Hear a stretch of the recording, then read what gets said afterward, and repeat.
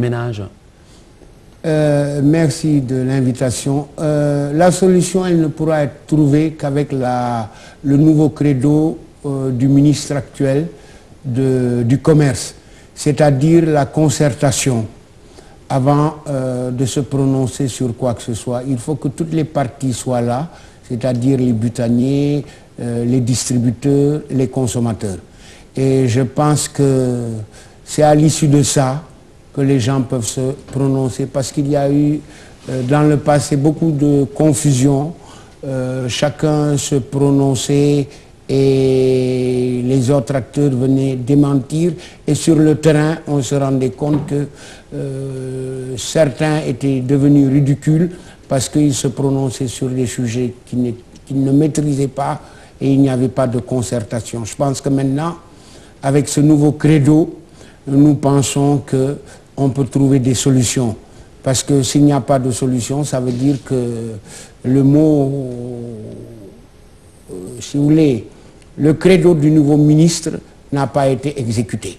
Très bien. Donc, on peut faire confiance parce qu'il va y avoir la concertation. Ça va être la même chose pour la hausse du prix de l'huile que l'on prévoit, et peut-être même une pénurie, mais ça ne peut pas être le cas avec cette nouvelle forme qui est très importante dans tout ce qui peut se faire en matière d'achat et de vente. Très bien, donc pour en revenir à notre sujet, il est question ce soir de la promotion de la production locale. Alors M. Dieng, depuis le temps qu'on nous parle de consommer sénégalais, où situez-vous aujourd'hui le blocage des Sénégalais face à la production locale?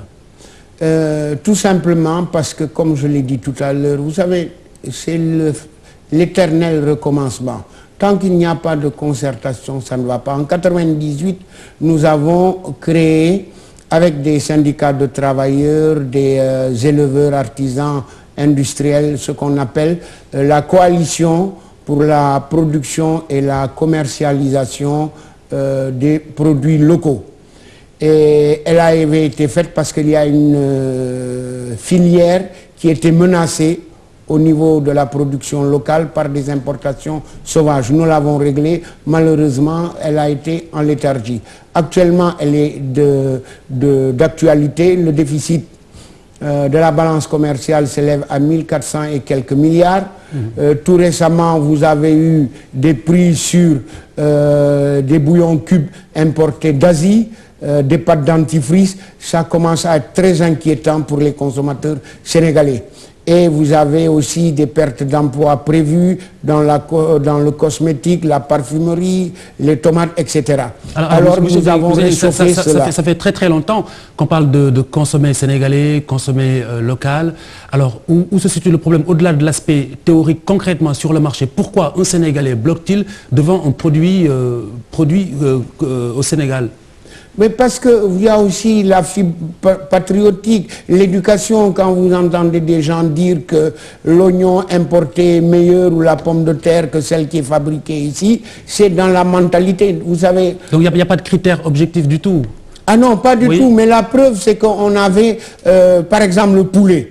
Quand on s'est battu pour le consommer local, on nous a dit, est-ce qu'il y aura en quantité suffisante? Est-ce que la qualité y sera? Aujourd'hui, vous allez dans les supermarchés ou n'importe où, vous avez des poulets de poids vraiment raisonnables et de qualité, et il n'y a pas de pénurie. Donc c'est dans la tête des gens. Maintenant, cette coalition qui s'est réunie aujourd'hui, parce que ce n'est pas une conférence de l'UNCS, c'est une conférence de la coalition où nous sommes membres, qui s'est réunie pour relancer cela, pour faire un bloc, pour qu'on puisse consommer sénégalais, produire sénégalais face à ces importations sauvages. Si vous regardez le nombre de canettes que vous avez, mais elle est en train de détruire notre industrie de boissons et les petites et moyennes industries de femmes qui font les jus locaux, etc.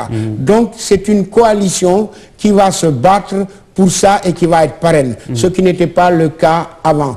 Nous ne sommes que partie prenante et c'est à l'issue de ça que j'ai été désigné comme coordonnateur de cette coalition qui comprend des syndicats affiliés à la CNTS, CNTS-FC, CSA, UNSAS et UDTS. Très bien. Alors, on ne peut pas du tout tordre le bras aux Sénégalais pour qu'ils consomment forcément des produits sénégalais. Aujourd'hui, quelles sont les motivations nécessaires pour les amener à le faire?